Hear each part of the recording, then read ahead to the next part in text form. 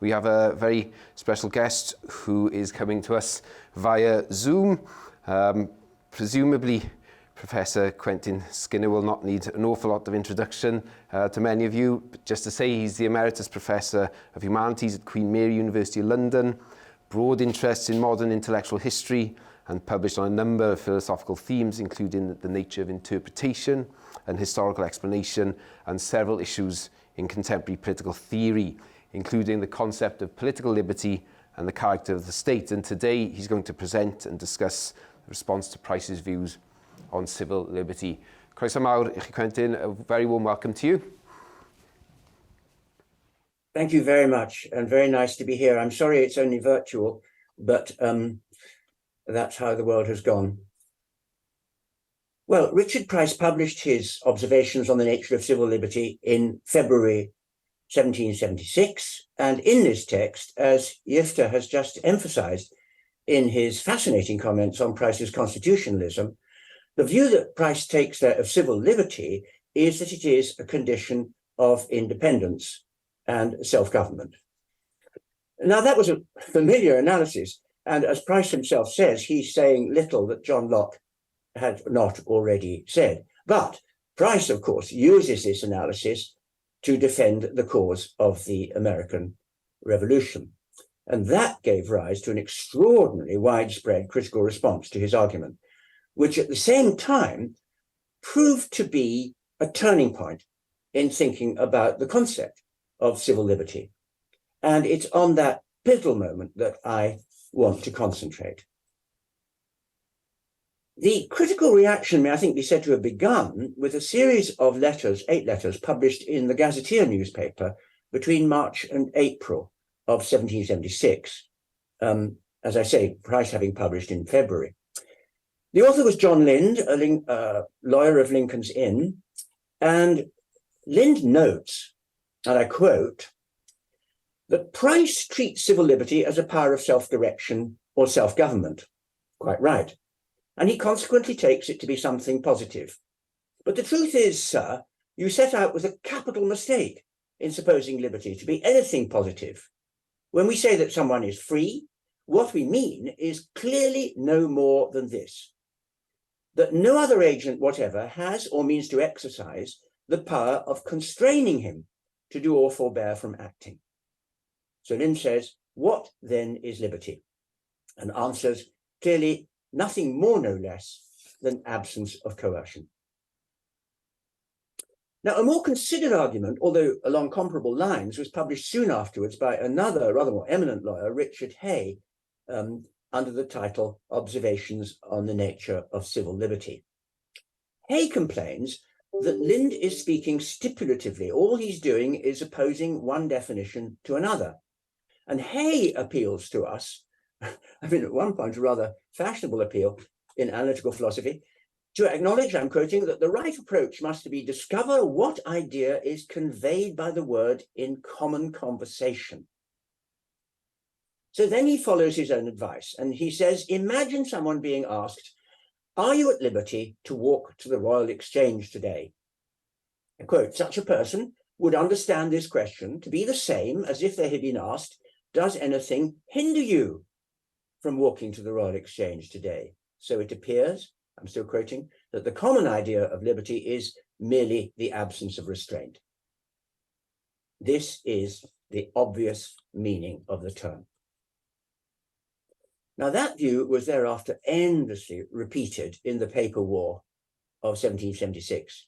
Numerous anonymous writers, the author of Civil Liberty asserted, the 3 dialogues, experience preferable to theory, and so on, but also repeated by some truly prominent religious and political commentators. These included Adam Ferguson, John Wesley, and in some ways, most interestingly and most acerbically, certainly, the economic and political writer John Gray, in his Dr. Price's Notions of the Nature of Civil Liberty. I quote Gray, Price tries to show us that civil liberty means the independence of individuals in respect to each other, but this is nonsense. The simple truth is that we enjoy the most perfect degree of civil liberty when our personal freedom suffers the least abridgment, especially from the coercive force of law. Whenever we speak of liberty, we mean absence of such coercive restraint. Well, it took only a few years for that understanding of civil liberty to pass beyond the realms of polemic and to find its place in a number of general treatises on moral and political philosophy. Among these, one of the most popular was Thomas Gisborne's Principles of Moral Philosophy, first published in 1789, but by far the most influential, from which Gisborne takes so much, was William Paley's Principles of Moral and Political Philosophy, which first appears in 1785 and is a runaway bestseller.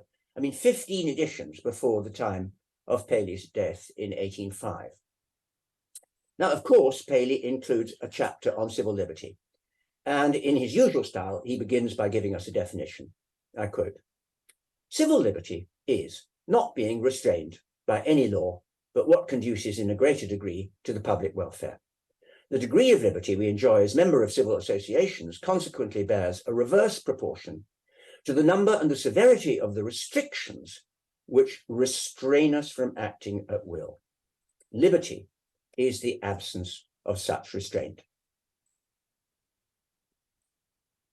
Now, of course, the critics of Richard Price, too numerous to mention in the 1770s, are not mostly concerned. I mean, of course, they're basically concerned, but they're not chiefly concerned just to affirm this new view of liberty. They're much more interested in identifying what they take to be the nature of the conceptual confusion that underlies Price's very different account. Okay, one suggestion immediately put forward was that those who think of liberty as independence from subjection are confusing the possession of liberty with the enjoyment of security for the liberty you possess. Now, John Lind already marks that distinction in his letters of March 1776. I quote, "To claim that you are in possession of your liberty is to say that you're not being restrained. But to claim that you are living in security is to say that there are institutions capable of preventing you from being restrained. But these are two very different things." Now, that argument was immediately taken up by one of Price's most celebrated critics, although I must say he's a little light-fingered when he comes to other contributors to the debate, John Wesley, the founder of Methodism, who published his Some Observations on Liberty very soon after the American Declaration of Independence in July 1776. Well, Wesley is respectful of Price, but he argues that Price's attempt to defend the American colonists is wholly misguided. And here he specifically takes issue with Price's claim, I quote, that even when the colonists were enjoying their liberty and rights all quiet and undisturbed, the problem was that they had no security for any of their liberties because the king and parliament could take them all away. Wesley retorts, no doubt they can, but they don't. And until they do, they are free. He goes on, while it is true that the supreme power of my country can take away my religious or my civil liberty, it is equally true that they do not, and that until they do, I am free. Price's mistake is to write as if it makes sense to say that I have no money now because it could be taken from me tomorrow. Now, historically, it's of great importance to the emergence of utilitarian political theory that the same argument was given central prominence by Paley in his chapter on civil liberty in the Principles. He notes, I quote, some writers place liberty in security, making it to consist not merely from an actual exemption from the constraint of useless and noxious laws, but in being free from the danger of having hereafter that imposed or exercised. But this, I'm still quoting, is not to speak of liberty, but the safeguards of liberty. The question about liberty is always de facto. Are you now being restrained from acting as you choose? If not, you are a free person. Now, I think that that was the most searching criticism that Price had to face. But interestingly, it was not the fundamental error that he was generally held to have committed. His basic mistake was said to be that of confusing the concept of civil or political liberty with the condition of independence that would have been enjoyed by everyone in the state of nature. Now, Price's critics are generally very willing to ask themselves, what might life be without law? That's to say, to ask themselves about an imagined condition of nature in which everyone was in possession of the right to act as they chose. Wesley, for example, is very happy to envisage what he calls a state of nature as the original condition of mankind, and speaks of the naked sons of nature and their universal right to be self-government. However, the fundamental point on which these critics want to insist is it makes no sense to think of natural rights as inalienable. And here what they want to say is there's no option but to relinquish all such natural rights if there's to be any prospect of a secure and happy life. And the reason is that the weaknesses of human nature are such that if you were to attempt to live together in your natural state, in which everyone would have an equal liberty to act as they wished, the outcome would simply be endless conflict and war. So we have no option but to submit ourselves to a form of sovereign power that has unchallengeable capacity to compel obedience. Yifta already mentioned Henry Goodrick, and that's exactly what Goodrick tells us in his observations on Price. It's also what Gray tells us in his Dr. Price's notions. And Gray appeals particularly here, this is very important, I think, historically, to the figure of Pufendorf and other writers on natural jurisprudence. And he quotes a maxim of Pufendorf's: whoever enters into civil society must throw his natural liberty overboard. The reason, Gray explains, is that human nature is such that it is only by a renunciation of natural liberty that civil liberty can be possessed. Well, that's the moment, isn't it, at which the proponents of the view of liberty as absence of constraint collide head-on with the theory of freedom in the state that has served as a ruling ideology in Britain and the colonies for much of the 18th century. And according to that established view, to be subject to any such unlimited form of sovereign power is what it means to be enslaved. What it means to be free is to be your own master. You don't have a master. This is, of course, Price speaking again. You are your own master, not subject to the arbitrary power of anyone else. Now, of course, it's exactly that claim that the writers on the new view of liberty want to discredit. But they do make one concession to it. They admit that the act of submitting to unlimited sovereignty does, of course, drastically limit your liberty. As Lynn puts it, you are now subject to law, which not only imposes a duty of obedience, but enforces it with threats of punishment. But having allowed that concession, the advocates of what I'm calling the new view of liberty go on to offer a complete rebuttal of Price's claim that this leads to the enslavement of subjects. I mean, one thing, this is a very large issue, but I'd be happy to talk about it, is that they think that Price is all wrong about how to think about slavery. But as Gray puts it, the first point we need to make is that although law is the enemy of liberty, a point that Bentham was shortly to very strongly emphasize too, it does not impinge much on our everyday lives, so that we are generally as free as we desire. As Gray says, the state isn't interested in how much you drink after dinner. There are lots of things it's just not, most things it's not interested in. And they also insist, secondly, on the seemingly paradoxical point that although law is the prima facie enemy of liberty, the effect of submitting to law can't be to enslave ourselves, because law also enlarges liberty by guaranteeing it. As Lind puts it, I quote, laws do not merely constrain. The law which secures my property is a restraint upon you, just as the law which secures your property is a restraint upon me. So laws are creative of liberty. However, the proponents of this new view remain adamant that the extent of our liberty remains wholly subject to the will of a sovereign power. and we are bound to live in such subjection. Now, importantly, that view gives rise to a distinctive and a deliberately circumscribed, a new answer to the question of what does it mean then to speak of having a right to your civil liberty? Now, if you think about the 18th century debates, I think you could say that one of two views had dominated discussion. And one was associated particularly with Locke, and Price repeats it from Locke, which is that to speak of personal liberty, along with life and property as natural rights, is to say that they've been granted to us by God as the author of nature, and are thus incapable of being alienated. These rights have the character of universal moral demands, and they consequently have the status of entitlement, what we would call human rights. But remember, the other and very different answer was the one that had underpinned the revolution settlement of 1688.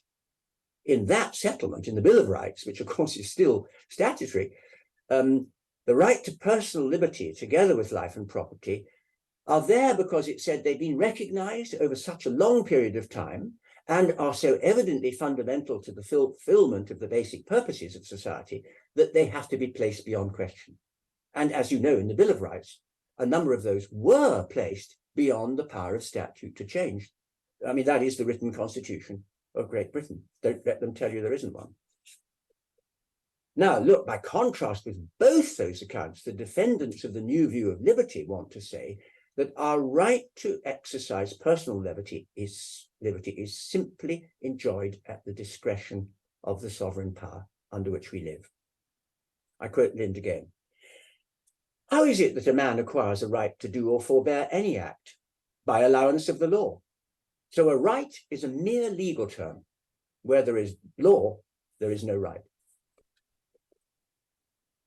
And that view is echoed by many other writers of the time on the relationship between law and liberty. By the time, for example, that Joseph Cathon comes to summarize all this debate in his big constitutional defense of government, that's 1782, it's become well established that when we speak of having a civil right to act as we choose, we're just saying that act is legally permitted. Just as Hobbes had said, the liberty of subjects depends upon the silence of the law. Okay, I come towards a conclusion. Where does all that leave us? Well, my own view is that Price managed to offer powerful answers to both the reasons given for supposing that his account of liberty was conceptually confused. Now, it's true that his response to the claim that we have no choice but to alienate our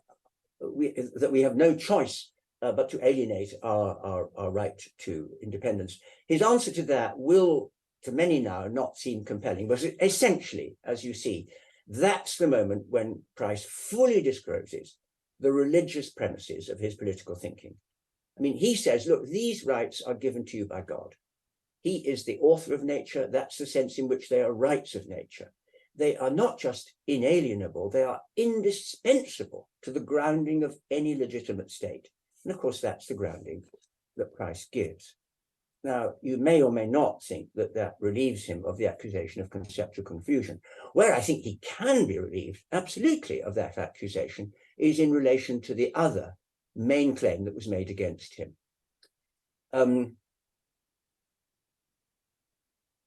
Now, I think that Price is actually, in his additional observations, replying here specifically to Wesley, just from the way he phrases it. In the additional observations, he begins by saying, again, we are free if we are independent.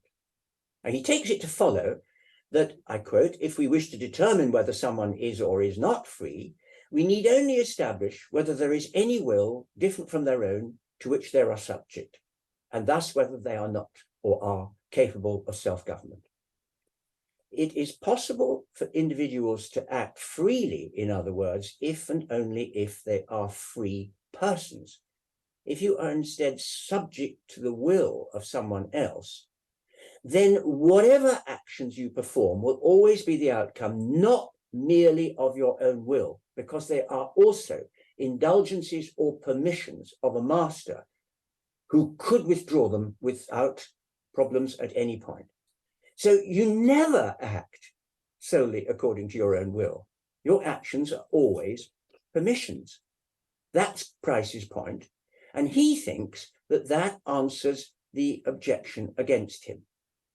As he says, you can lack freedom because you're suffering from oppression or interference, but you could also lack freedom in the absence of any interference or even any threat of it, because even if no one ever interferes, the fact that they are in a position to do so with impunity at any time is sufficient to take away your liberty, because it takes away the idea of the freedom of the will as the cause of the action. So, Price says, there's no confusion between liberty and security for liberty.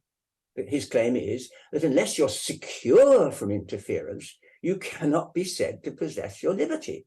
Liberty consists not in absence of interference, but in the absence of a controlling will, and hence in the absence of the danger of interference. Now, that seems to me, if I may say so, philosophically absolutely sound and a full reply. So I'm wanting to end, and here I do end by saying, look, I think Price won the battle, but he lost the war. Within a generation, it had come to be almost universally agreed that liberty cannot mean anything other than absence of restraint. Here, for example, is John Austin in The Province of Jurisprudence Determined, 1832. I quote, "Wherein, it may be asked, does liberty consist? The answer is that liberty can mean nothing else but exemption from restraint.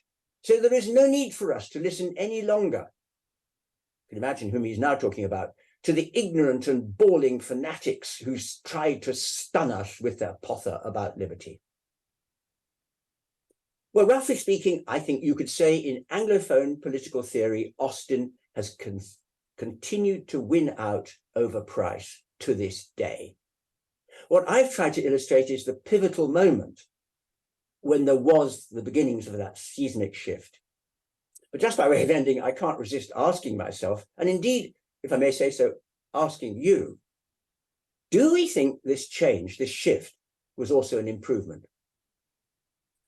I would want to say absolutely not. I'm entirely with Price, but that is the subject of a different talk. Thank you very much.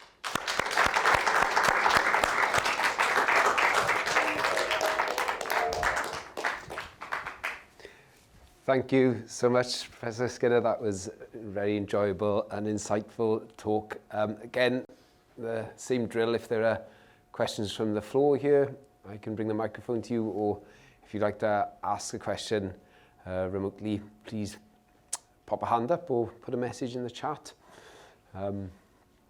I'm happy to open with a question or two if there are no responses for the moment. Yeah, one of the questions I wanted to raise actually in response was, and I think this probably derives from perhaps a rather anachronistic sort of interpretation or reading of the discussions you've just presented to us, but there's a tendency perhaps to connect the idea of civil liberty that won the day, as it were, with a, I suppose, contemporary form of libertarianism. And of course, we're used to seeing those arguments play out against the backdrop of wider questions around political economy and the questions of social philosophy and so forth. I was just wondering whether there was any sense in terms of these debates in the day, as it were, whether those who were responding to Price, his critics, represented any particular, if you like, vested interests within society, whether there was any sort of particular grouping that you could say came together, or was it more just a academic, as it were, discussion of the nature of liberty, where you had disparate voices coming together who were rejecting Price's ideas purely conceptually? Yeah, so I wondered if one can, as I say, identify a sort of pattern amongst the critics that would in some ways perhaps map on to our ideas or prejudices around these questions today. Well, that's very interesting and absolutely crucial. I mean, these people are political commentators, and some of them are philosophers, and of course they think that they've got to be able to produce a series of arguments against price, which are valid arguments. And of course, that is their duty. But of course, there are vested interests. They're motivated to wish to produce these arguments by very strong vested interests. And if you ask, what would these share? I think that what we find in 1776, and then we find it even more dramatically in 1789, and of course, Price is still there to try to say 1789 is a great event for the good of humanity, is to say, absolutely not, because what this looks like is republicanism and democracy.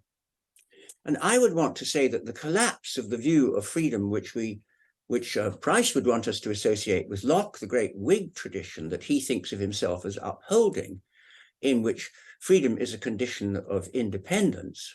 I mean, Yifter, of course, is absolutely right. They never talk about non-domination or anything like that. They see it positively. Freedom is a condition of self-government, it's independence. But of course, that begins to have very strong constitutional implications, and Yifter spoke beautifully about these. At the very least, it looks as if that's going to be a republic, because how can it be that when Price says every man in a civil society is his man, of course, it's only Wollstonecraft who says, or woman, and wants us to recognize that women should be enfranchised. For everyone else, that's a reductio. But let's use his vocabulary for the moment. What does he mean by saying every man is his own legislator? Well, the thought terrified them, because what that means is there's got to be universal male suffrage, or there's no proper representation. And what that also means is that that suffrage has to be what runs the country. Of course, it's by representation, but he wants these representatives to be something like delegates. So there's a huge vested interest at work here. And I would say that the continual attack on this position comes from people who want to say there's nothing special about democracy from the point of view of liberty. So, for example, Paley, very obvious coiner of epigrams, says, look, if you could be more left alone by the law under an enlightened despotism, you would be more free than you would in a democracy, which might take up much more of your time and interfere with you much more. Now, by the way, that remark is quoted, it's not quoted, it's simply lifted and used verbatim in Isaiah Berlin's Two Concepts of Liberty in 1958. That's quite a long time span. So what I'm saying is that it remains the case with Tory liberals in the 20th century, and of course, Republicans in the United States in the 21st century, that they are worried about democracy. And if you're worried about democracy, you've got to get rid of this view of freedom, and that's what they do. Wow, thank you. Very interesting response. I'd like to bring in Alan now. Alan Coffey has a question for you. Let's see if I get this I think that's button on. right. So do I hold it or just leave it? No, I'll leave it. It should be working. Okay. Yeah, thank you, Quentin. As ever, that was both enlightening and inspiring. I just wanted to ask about this pivotal moment when things seem to shift, and you were saying, well, Anglophone philosophy seemed to take on the sort of non-interference idea, more or less from that point, or at least rapidly growing. Because it seems to me that in the sort of large-scale emancipatory movements, of which there is philosophy associated with, although probably outside the economy, sort of black liberation, particularly sort of abolitionism, and then sort of in the Reconstruction period, feminists, labor movements, this older Republican idea does seem to linger on quite overtly, particularly in the abolitionist case, because they're using the rhetoric of the 1790s, 1776 particularly, and drawing on that tradition kind of overtly. But there was this kind of explicit recognition that mere absence of constraint wasn't going to do it for them. For them, liberty was going to be independence because of the associated dignity and equality that went with it, as well as the security. And so that seemed to last quite a long time, at least in political movements outside the academy. So I just wondered what you thought of that.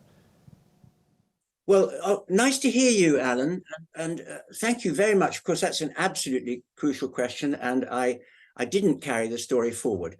A less hurried account than I was giving this morning would say that what the pivotal moment does is to draw back from what was looking like a very strong possibility, and of course in 1776 became an actuality when the colonists declared their freedom. What did they declare? Well, of course, they declared their independence, because that's what freedom is. I mean, very important to remember that. They're declaring both. That's to say, this doctrine of liberty is beginning to seem the foundation of states, and that is what, for the Tory story, is intolerable. And what they succeed in doing, especially after 1789, when Pitt, as Prime Minister, goes radically in the direction of opposing reform and clamping down on all dissent, and the Treason Acts and the trials that followed, there's a real panic about the French Revolution coming to England. And so the ruling orders, and of course all the vested interests that go with that, become passionate advocates of what I'm calling the new view of liberty.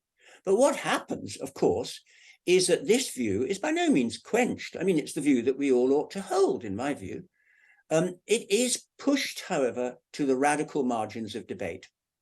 Now, there would be a wonderful history to be written, and people like Leopold are now writing it, of that survival. And you're pointing out to that survival in social movements, because, of course, that's true. But those social movements are backed by the Lockean view of liberty, the Price's view of liberty. And there's much more to be said about that. The most obvious point to make, just by way of starting, is that the contrast concept for price, for freedom, is always slavery, meaning complete subjection to the will of a master. And notice the vocabulary that Marx always uses: wage slavery, having a master. You can choose your master, but you can't choose not to have a master. That's capitalism. The whole vocabulary of early Marx is this vocabulary of the, I don't know what to call it, because we mustn't call it the Republican view. Locke would have been horrified to be called a Republican. But anyway, the classic Whig view of freedom, Price's view of freedom, there it is in radical movements all through the 19th century. Let's hear much more about that and how they continually managed to be stamped upon by liberal writers who thought they were not Tories, but were enlightened because they called themselves liberals. Thank you, Quentin. I hope you don't mind us taking advantage of your time and putting a couple of more questions. I've got another couple of hands, if that's okay. First of all, we've got Howard Williams here in Cardiff. Hello, Quentin. Excellent paper. Enjoyed it. Comprehensive, precise. I'm much better informed today than I was yesterday. The query I have, I've got one interest, a bit of a, well, it's not a joke query, but it seems to me to be kind of relevant query to have. The first one is that, and then there's one about Price's early death. The first thing that I wanted to ask you, did you, I mean, what seems to be remarkable here is that there is a kind of almost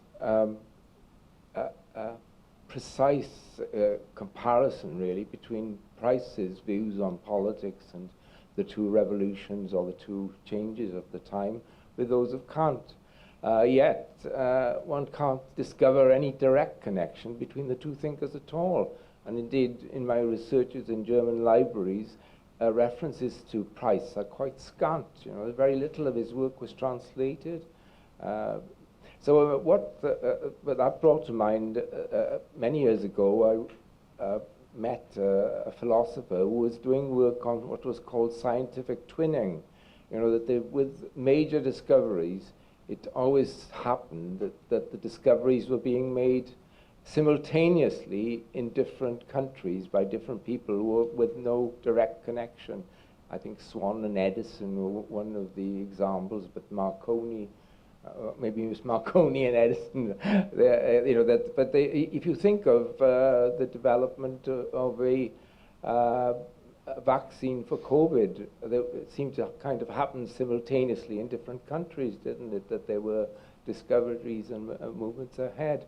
So that's the kind of just, I mean, as an intellectual historian, have you ever thought that that might be the case, you know, that although there isn't any direct connection, similar thoughts arise?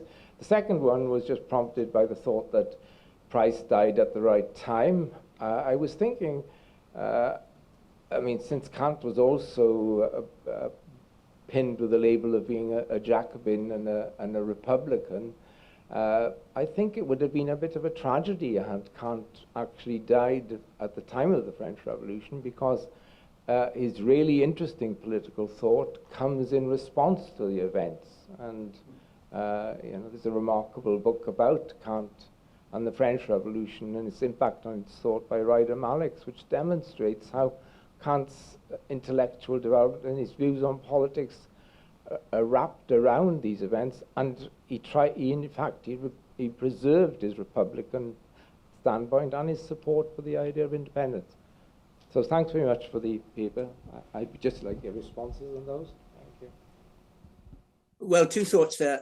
First, on the strangeness of the same ideas occurring in different places at the same time, we do need to invoke, in the particular case we're talking about, the importance of the traditions that would have lain behind Kant on the one hand and Price on the other. Price is reading Locke. I mean, let's speak very crudely for a moment, but Kant is reading Hume. But if you read Locke or if you read Hume, they have the same view of civil liberty, and it's the same view as Price's. So what we're looking at is a whole Western European tradition of thinking about freedom. And of course, we tend to associate it with the Enlightenment, but it's a classical view of freedom. They're all brought up on it. It's exactly the view of freedom that underpins the entirety of Livy's History of Rome. And it's exactly the view of liberty which forms the law of persons in the law code of Roman law. So we are here talking about a huge tradition which had been more or less unquestioned until it looked as if it was giving rise to very dangerously radical tendencies. Well, of course, it had done that before, and it gets stamped on in ancient Rome because the Republic is replaced by an empire. But it's a wonderful irony that the first full statement of what people nowadays, for some reason, call the Republican theory of liberty, a serious misnomer, by the way, is presented by the Emperor Justinian, who, by the way, was not a Republican. The Emperor Justinian in the law code presents exactly this view of freedom, the liber homo by contrast with the servus. That's the fundamental distinction in the law of persons. Are you a free person? If you're not, you're a slave. So my answer to your question is we shouldn't be surprised, because there's always going to be background stories in each of these great intellectual sources. I mean, Germany, France, Italy, England, and so forth. Price's death in 1790, well, of course, he was thrilled, as he tells us, in addressing the Revolution Society, that he had survived, because he'd seen the light dawn in Europe. He had seen his view of freedom embraced as the foundation of a state. But of course, it was going to go into terror, and that would unquestionably have terribly shocked Price. I mean, I don't like to be counterfactual here, but we know from everything he says that that would not have been his bag. So yes, 1790 was a good time to die for anyone who didn't like the look of terror, but did like the look of the French Revolution. Thank you, Quentin. So you've got one more question, and that's going to come to us from Tasmania. So we've got Anthony Page, who must be getting a little tired at this point in time. I'm not quite sure what hour it is, but yeah, welcome back, Anthony, and yeah, please do put your question to Quentin. Well, that was a wonderful paper. Thank you, Quentin. That's certainly helping to keep me awake down here in Tasmania with lots to think about. This is just a very quick one. Just to say, I thought it was a fantastic discussion of Price. Really good analysis of his critics and so on. I'm just wondering, when I look at Price, so much, there's such a heavy influence of his dissenting, status. And that idea of dissenting congregations appointing their ministers and all the rest of it. Just wondering if you have anything to say about his relationship with the political philosophy of Joseph Priestley, because they have similar backgrounds, similar contexts, but they have different philosophies in terms of sort of broadly free will and determinism. So I just wondered, sort of invite you to make any comments on that if you have any. Yeah, it's a very interesting relationship. They circle around each other. They know each other well, of course. But Price always feels that a Priestley is not quite coming clean on freedom. And I think he's right, by the way. I mean, if you look at the 1769 text, it looks as if he wants to say what Price would want to say. But by the time he's writing after 1776, he seems to be siding with the new view. I mean, it's quite difficult to disentangle Priestley on the topic, I find. And I'm sympathetic to Price's view that he wanted him to come down more on one side than the other. What is strange to me is that if you think of the reception of Price, most of the people who immediately wrote defending him against his detractors were quite prominent figures in the Church of England. It was not dissent that came to his rescue. On the contrary, 1790 is the great period, 1790s is the great period in which dissent takes up the new view of liberty. Very nice to see you, Anthony. We've corresponded and I've enjoyed that very much, but thank you very much for presenting yourself in 2 dimensions. Good to talk to you. Lovely. And that's a nice note on which to end this session. So yeah, wonderful papers from both Iftach and Quentin, and thank you both for joining us. And yeah, feeling more enlightened certainly after that session. So if you don't mind joining me once more to give both of our speakers a round of applause.